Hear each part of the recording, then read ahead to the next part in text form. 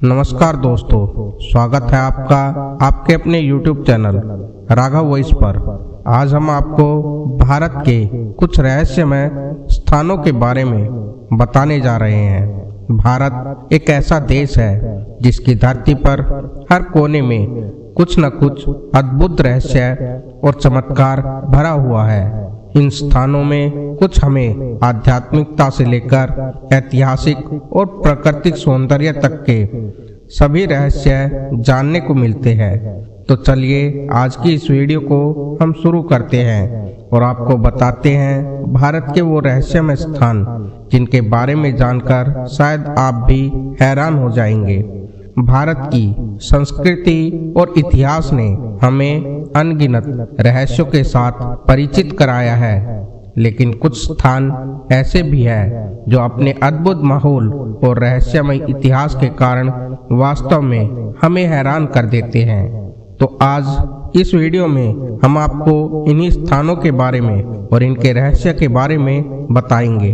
Video को शुरू करने से पहले यदि आप चैनल पर नए आए हो तो कृपया चैनल को सब्सक्राइब जरूर करें ताकि भविष्य में भी आपको इस प्रकार की वीडियो मिलती रहे। तो आइए वीडियो शुरू करते हैं। भारत में घूमने के लिए कई जगह है, कई टूरिस्ट स्पॉट भी है। वहां आपको हजारों लोगों की भीड़ मिल जाएगी।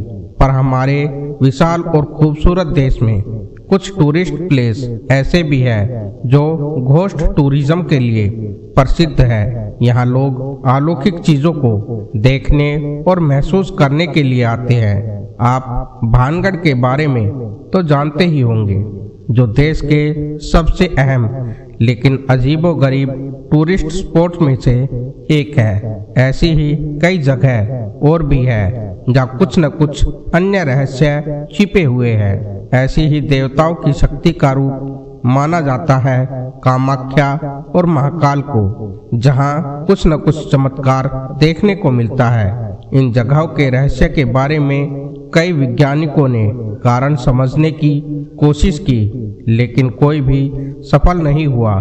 फिर भी कम से कम वो जगह लोक कथाओं में प्रसिद्ध है, तो उनके रहस्यों के पीछे भी जरूरी कोई न कोई कारण तो जरूर होगा। किसी जगह को भूतिया माना जाता है तो किसी को देवी देवताओं का आशीर्वाद माना जाता है। तो आइए अब कुछ ऐसे ही स्थानों के बारे में जानते हैं। भारत में एक गांव है कुलधरा। क्या आपने भी कभी कुलधरा गांव के बारे में सुना है? राजस्थान का ये गांव काफी प्रसिद्ध है। इस गांव में आपको इंसान नहीं दिखेंगे, सिर्फ खाली घर और खंडर ही दिखने को मिलेंगे। कहा जाता है कि 200 साल पहले ये गांव 1500 पालीवाल ब्राह्मणों का घर था। इस गांव के लोगों पर जैसलमेर का दीवान सलीम सिंह बहुत ज्यादा अत्याचार करता था। वो मनचाहा कर वसूल करता था।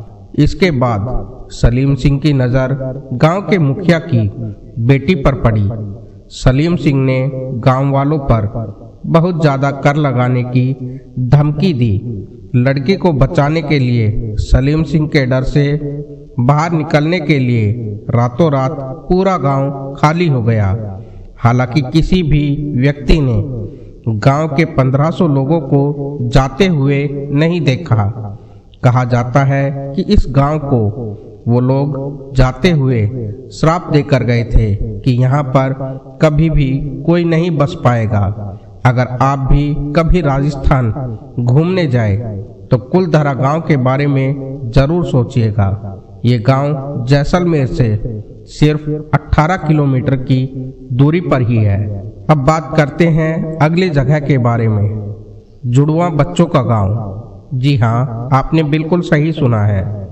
जुड़वा लोगों के बारे में अक्सर आपने फिल्मों और कहानियों में जरूर सुना होगा, लेकिन भारत में वास्तव में एक ऐसा गांव है जहां अधिकतर लोग जुड़वा पाए जाते हैं।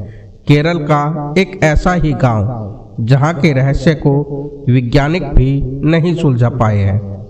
मल्लापुरम जिले में मौजूद कोदिन्नई गांव ऐसा है जहां 200 से ज़्यादा जुड़वा देखने को मिलते हैं।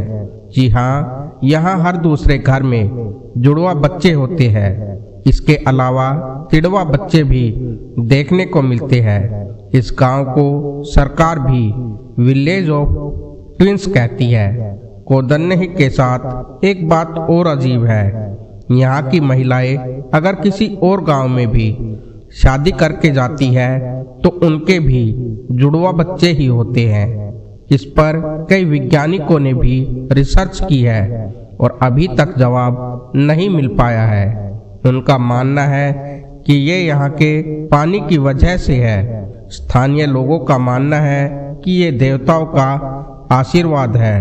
कालीकट अंतर्राष्ट्रीय एयरपोर्ट से कैब बुक कर कोदन्नही गांव पहुंचा जा सकता है। ये गांव एयरपोर्ट से लगभग 40 किलोमीटर की दूरी पर है। केरल टूरिज्म का यह गांव एक अहम हिस्सा माना जाता है। अब बात करते हैं कंकालों से भरे तालाब रूपकुंड के बारे में।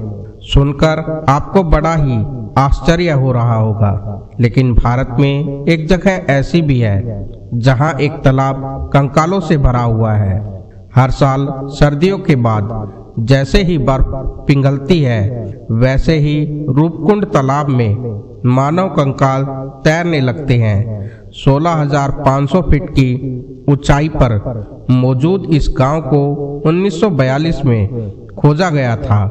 तब से लेकर अब तक ये गांव एक रहस्य बना हुआ है।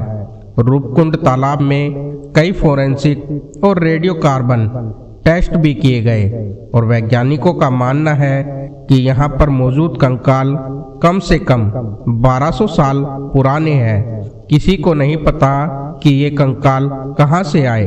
लोक कथा कहती है कि ये कन्नौज के राजा जसधवल और उनकी प्रेग्नेंट रानी और उनके सभी नौकरों का काफिला है जो नंदा देवी के दर्शन को निकले थे, लेकिन रास्ते में तूफान की चपेट में आ जाने के कारण यहीं पर मर गए थे। रूपकुंडा ट्रैक आजकल बहुत फेमस ट्रैकिंग एक्सपीरियंस माना जाता है। दिल्ली से रूपकुंड ट्रैक पर जाने के लिए कई टूर कंपनियां पैकेज अवेलेबल कराती है।